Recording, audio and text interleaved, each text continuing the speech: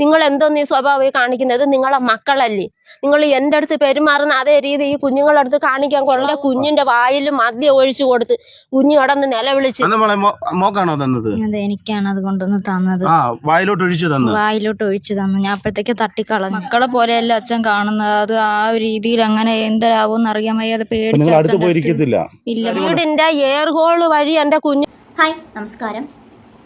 സ്വന്തം അച്ഛനെ പേടിച്ച് വീട്ടിനുള്ളിലോ പുറത്തോ ഇറങ്ങാൻ പറ്റാത്തൊരു സ്ഥിതിയിലാണ് ഈ രണ്ട് പെൺമക്കളുടെ കാര്യങ്ങളെന്ന് വെച്ചാൽ. എന്താണ് കാര്യം എന്ന് വെച്ചാൽ, ഈ തിരുവനന്തപുരം കിളിമാനൂർ പള്ളിക്കൽ എന്ന സ്ഥലത്താണ് ഈ ഒരു സംഭവം. അത് നമ്മുടെ തിരുവനന്തപുരത്താണെന്ന് ഓർക്കുക. ഇതിനൊക്കെ കാട്ടിലും അച്ഛൻ ഇല്ലാണ്ടിരിക്കുന്നതാണ് നല്ലതെന്ന് തോന്നുന്നു. ചില സ്ഥലങ്ങളിൽ അമ്മ, ചില സ്ഥലങ്ങളിൽ അച്ഛൻ. എന്താണ് സംഭവം എന്ന് പറഞ്ഞാൽ, രണ്ട് പെൺമക്കളെ ഒരു വിധത്തിൽ ഈ അച്ഛൻ എന്ന് പറയുന്ന ഈ പരനാറി ജീവിക്കാൻ സമ്മതിക്കുന്നില്ല. കിടന്നുറങ്ങുമ്പോഴത്തേക്കാണെങ്കിൽ ഉളിങ്ങി നോട്ടവും പിന്നെ നിർബന്ധിച്ച് വായിലേക്ക് മദ്യം ഒഴിച്ചു കൊടുക്കലും. ഇതൊക്കെ പരിപാടി എന്താണെന്ന് ചോദിച്ചാൽ, ഇയാൾ ഉദ്ദേശിക്കുന്ന കാര്യങ്ങൾ നടക്കണം.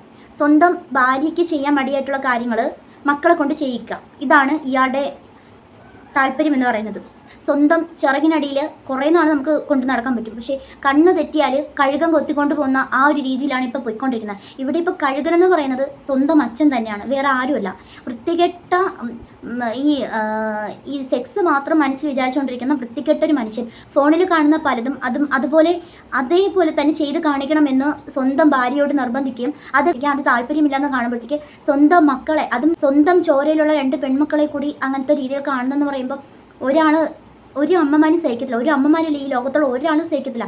ഇങ്ങനത്തെയുള്ള നാറികളെയൊക്കെ സത്യം പറഞ്ഞാൽ പോലീസുകാർ ഒന്നേലും ഇവനൊക്കെ നന്നായിട്ടുള്ള അടി കൊടുക്കുക. മുളക് പൊടിയൊക്കെ അരച്ച് നന്നായിട്ട് കലക്കൊന്ന് മിക്സ് ചെയ്ത് ഒഴിച്ചു കൊടുക്കാം. ചൊറിയണം തേച്ചു കൊടുക്കുക. ഇതൊക്കെ തന്നെയാണ് ഇവനൊക്കെ മെയിൻ ആയിട്ടുള്ളത്. അല്ലാണ്ട് വേറെ ഒരു മാർഗ്ഗമില്ല. അയാളെ സ്വഭാവം അങ്ങനെയാണ്.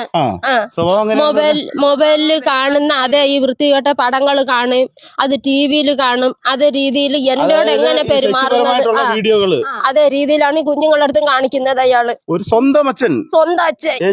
രണ്ട് മക്കൾക്കും സുരക്ഷിതമില്ലെന്നാണോ ചേച്ചി? രണ്ട് കുഞ്ഞുങ്ങൾക്കും സുരക്ഷിതമില്ല. ഞാൻ എത്ര നാൾ ഈ മക്കളെ കൂടെ ഞാൻ കാക്കയെ പോലെ ഞാൻ പറന്ന് നടക്കും. ഇവിടെ തന്നെ ഞാൻ ഏൽപ്പിച്ചിട്ട് പോണത് മോൻ കണ്ട ഈ വീടിന്റെ കഥവ് കണ്ട രാത്രി പേടിച്ചാണ്.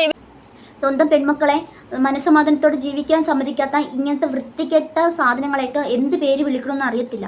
നമുക്ക് ഇതിലോട്ട് പേര് വിളിക്കാനും പറ്റത്തില്ല. സത്യം സ്വന്തം പെൺമക്കൾ വീട്ടിൽ സുരക്ഷിതരാണെന്നാണ് എല്ലാവരും കരുതുന്നത്. അച്ഛൻ്റെ അമ്മയുടെയും തണലിൽ സുരക്ഷിതരാണെന്നാണ് എല്ലാ പെൺമക്കളുടെയും വിചാരം. പക്ഷേ ഇവിടെ നേരെ തിരിച്ചാണ്. വീട്ടിന് പുറത്തിറങ്ങിയാലും വീട്ടിനകത്താണെങ്കിലും സ്വന്തം അച്ഛനെ പേടിക്കേണ്ട ഒരു അവസ്ഥ തന്നെയാണ് ആ കുട്ടികളുടെ ജീവിതം. ഈ SSLC എക്സാം പോലും ആ കുട്ടികളെ എഴുതിയിട്ടില്ലെന്നാ കുറച്ചും കൂടി ഈ തന്തപ്പടി എന്ന് പറയുന്ന വൃത്തികെട്ട ഈ നരാധമിനെ പേടിച്ച് ആ കുട്ടിക്ക് ഇപ്പോൾ എക്സാം എഴുതാൻ പറ്റുന്നില്ല. എക്സാം എഴുതിയിട്ടുമില്ല. ആ കുട്ടികളുടെ ഭാവിയും കൂടെ ഓർക്കണം. ഈ വൃത്തികെട്ട തന്തപ്പടി ഒന്നെങ്കിൽ എല്ലാവരും ചോദിക്കും, ഇത്രയൊക്കെ നടന്നിട്ടും എന്തിനാ ഇയാളുടെ കൂടെ താമസിക്കണമെന്ന്. വേറെ മാർഗമില്ലാത്തതുകൊണ്ടായിരിക്കാം. കാരണം എവിടെ ഇറങ്ങിപ്പോവും ഈ രണ്ട് പെൺമക്കളെയും കൊണ്ട്. ഇപ്പോഴത്തെ കാലത്താണെങ്കിൽ ഈ രണ്ട് പെൺമക്കളെയും കൊണ്ട് ഒരിടം ഇറങ്ങിപ്പോകാൻ പറ്റാത്ത സാഹചര്യമാണ്. ഇപ്പോഴത്തെ കാലഘട്ടത്താണ് ഈ ഒരു രീതിയിൽ അച്ഛന്മാരെ കൊണ്ട് പൊറുതി മുട്ടിയിട്ടൊക്കെ ഇരിക്കുന്ന. അത് കുറേ ഫോണുകൾ ഇറങ്ങിയിട്ടുണ്ട്. ഫോണിൽ എന്തൊക്കെയുണ്ടെന്ന് അത് നോക്കും.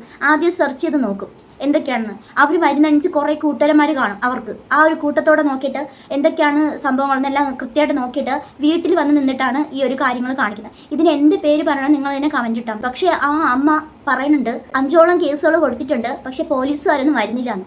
പോലീസുകാരൊന്നും അന്വേഷിക്കുന്നില്ല. കാരണം അയാൾക്ക് പണമുണ്ടെന്ന്. അപ്പം പണക്കാർക്ക് മാത്രമേ ഈ ലോകത്ത് നിയമങ്ങൾ മാത്രമേ ഉള്ളൂ. അപ്പം പാവപ്പെട്ടവർക്കാർക്ക് നിയമങ്ങളില്ലേ? പിന്നെ എന്തിനാണ് ഈ നിയമം വെച്ചുകൊണ്ടിരിക്കുന്നത്? എല്ലാവർക്കും നിയമം എന്ന് വെച്ചാൽ എല്ലാവർക്കും ഒരുപോലെയാണ്. ആ ഒരു നിയമം കയ്യിലെടുക്കാൻ പണക്കാർക്കെന്ന് മാത്രം ആർക്കും അധികാരം കൊടുത്തിട്ടില്ല. പണം ഉണ്ടെന്ന് പറഞ്ഞിട്ട് ആ അധികാരം അങ്ങോട്ട് കൊടുക്കാനും പറ്റത്തില്ല. സംരക്ഷണത്തിനാണ് ഈ ബാലാവകാശ കമ്മീഷൻ ഉള്ളത്. അവർക്ക് നേരെ അങ്ങോട്ട് ഇറങ്ങുക, ഇവനെതിരെ സ്വന്തമായിട്ട് സ്വമേധയാ കേസെടുത്ത് ഇവനെയൊക്കെ പൂട്ടുക, ഇവനെയൊക്കെ പുറത്തു വിടാതിരിക്കുക. കാരണം ഇങ്ങനെയുള്ളവന്മാർ പുറത്തിറങ്ങിയാൽ ഇനി ആ കുട്ടികൾ ഉപദ്രവിക്കാൻ ശ്രമിക്കുക, വേണമെങ്കിൽ കൊല്ലുക തന്നെ ചെയ്യും.